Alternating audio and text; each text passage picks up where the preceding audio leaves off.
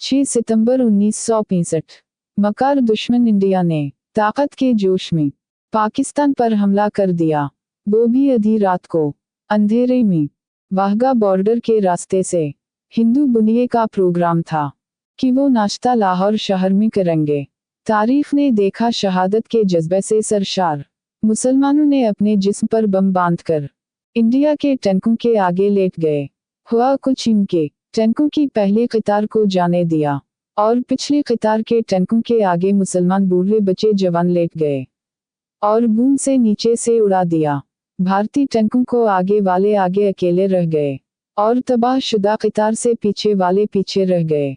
फिर 7 सितंबर को रात की बेइज्जती का बदला लेने की ख्वाहिश में ताकत के नशे में मदहवश हिंदू बनी अपनी फजाई ताकत दिखाने के लिए 6 जहाज़ों के साथ पाकिस्तान पर हमला आवर हुआ।